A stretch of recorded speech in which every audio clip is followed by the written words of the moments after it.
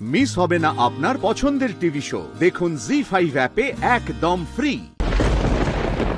সত্যি পর্ণা, তোমাকে মেয়ে হিসেবে পেয়ে আমি গর্বিত। তোমার বিচক্ষণতার কোনো জবাবই নেই।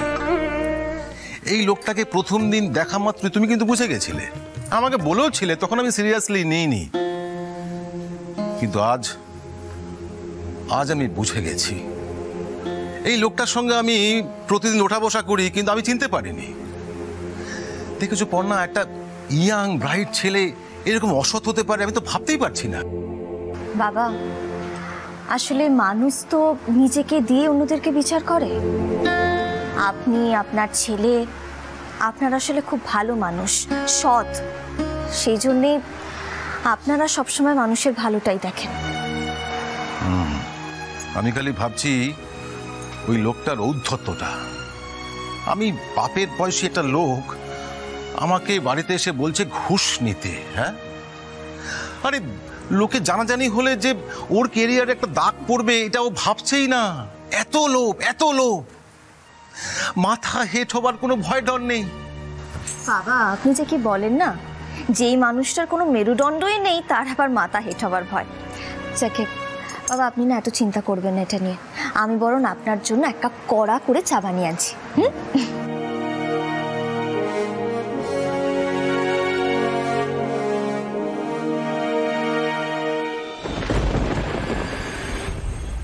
কি ব্যাপার গো বাবুর বাবা, তোমার অফিসের ওই ম্যানেজার বাবু এসেছিলেন না? হ্যাঁ, কি একটা গম্ভীর দেখালো জানো। আসলে কি হয়েছে, ওই রাঘব গুছাইত বলে একটা বিগ বিজনেসম্যান আছে, সে আমাদের ব্যাংক থেকে 20 কোটি টাকা লোন নেবে বলে অ্যাপ্লাই করেছে। কিন্তু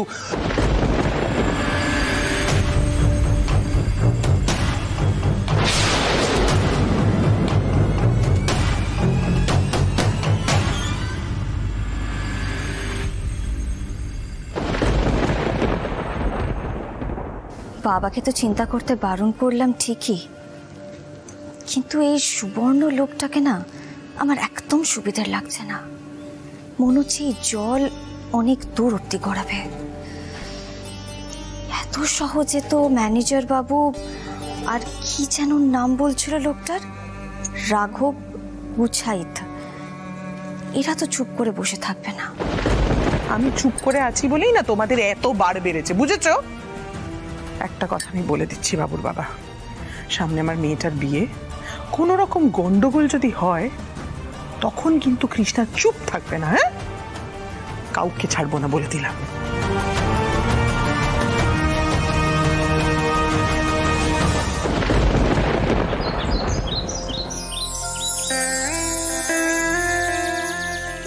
আরে বাবুর বাবা কি করছো, কি করছো? সরো সরো, না হচ্ছে না। কি এটা পাচ্ছ তুমি? এটা মাঝখানে হবে, এই দেখো। আমি তো তাই করেছিলাম। একদম তক্ক করবে না। তুমি দাঁড়িয়ে আছো কেন? ওনারা তো চলে আসবেন, তুমি যাও, কি আপ্যায়ন করে ভেতরে নিয়ে এসো। এই নাকি মেয়ের জন্য খুব চিন্তা, মেয়ের বাবার সব কাজ আমাকে বলে বলে করাতে হচ্ছে। যাও, আবার দাঁড়িয়ে আছে। যাচ্ছি যাচ্ছি।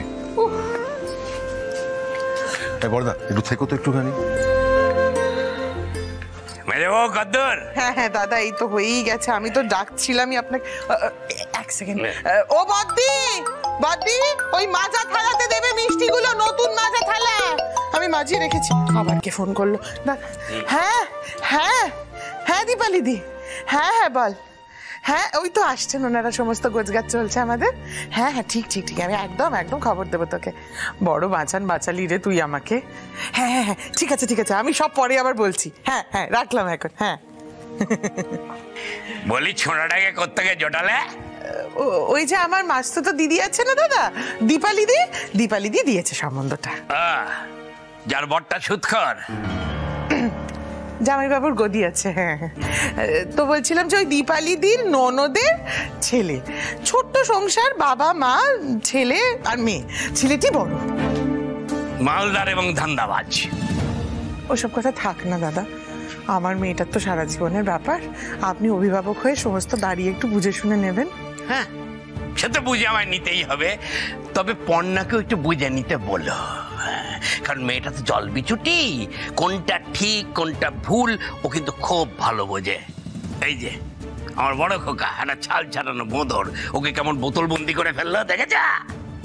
না দাদা, পর্ণাকে আমি কোনো ব্যাপারেই রাখতে পারছি না। তার কারণ পর্ণা যদি থাকে তাহলে আমার মেয়েটার তো বিয়েটাই হবে না। ও আবার কি কথা মেজো? বর্ষার সব বিপদে পর্ণা ছুটে ছুটে গেছে, ওকে উদ্ধার করার চেষ্টা করেছে, আর তুমি আজকে জানো বর্দি, বিপদগুলো ও নিজে তৈরি করেছে, তারপরে বিপদ থেকে বাঁচাতে গেছে। এই ন্যাকামোগুলো না আমার একদম ভালো লাগে না। যাকে ও সমস্ত কথা বাদ দাও, তুমি কি ময়দাটা মেখেছো? হ্যাঁ, মন দিয়ে এসেছি। ঠিক আছে, ছেড়ে দাও, আমি মেখে নিচ্ছি।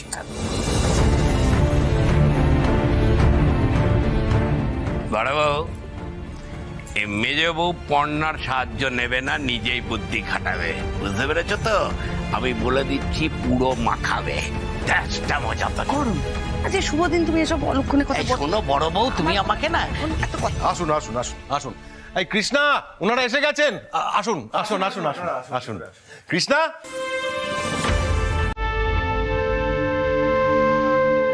মা, কৃষ্ণা, আরে তাড়াতাড়ি এসো, ওনারা এসে গেছেন তো।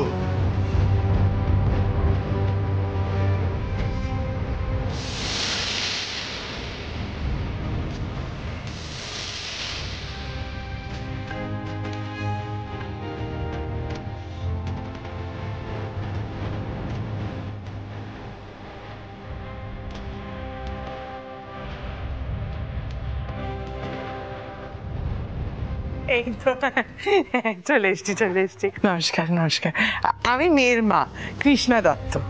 আচ্ছা, নমস্কার। মেয়ের বাবা আর মেয়ের দাদার সঙ্গে তো আমাদের আগেই আলাপ হয়ে গেছে। তো আমি মৃত্যুঞ্জয় সরকার, আমার মিসেস নবনীতা সরকার, আমার মেয়ে ইন্দুমতি সরকার, আর এই হলো আমার ছেলে অর্ণব সরকার। এটা একটু ধরুন। আবার এসবের কি দরকার ছিল? আচ্ছা দিন তো আনতেই হতো, আমার খোকার সম্বন্ধ দেখতে এসেছি বলে কথা। তাও আমরা কোথাও গেলে অর্ডার করে মিষ্টি নিয়ে আসি, এবার একদম সময় পাইনি আসলে, খোকা এত বিজি। বড় বউ, এটা তো একটা মেদা মারা ছেলে। চুপ করো, চলো চলো, যেটু তুমি আগে চলো। এই তো পরিচয় করিয়ে দিই, আমার জেঠু আর জেঠি। নমস্কার নমস্কার। মৃত্যুঞ্জয় বাবু, আমার দাদা অখিলেশ দত্ত, ওনার মশলার ব্যবসা আছে। আচ্ছা আচ্ছা, নমস্কার নমস্কার। আর আমার বৌদি ললিতা দত্ত। আপনারা বাইরে দাঁড়িয়ে কেন, ভেতরে আসুন। হ্যাঁ চলুন না, আসুন আসুন আসুন আসুন। চলুন। মেজো নিজে। হ্যাঁ চলুন দাদা, চলুন দাদা, চলুন। ওগো একটু নিয়ে যাও।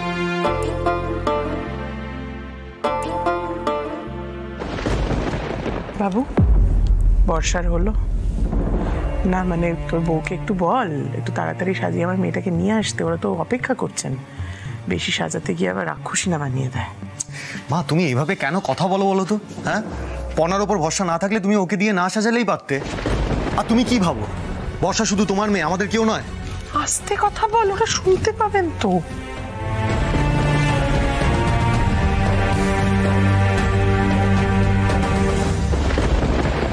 জি5 ডাউনলোড করুন আর সব এপিসোড দেখুন একদম ফ্রি।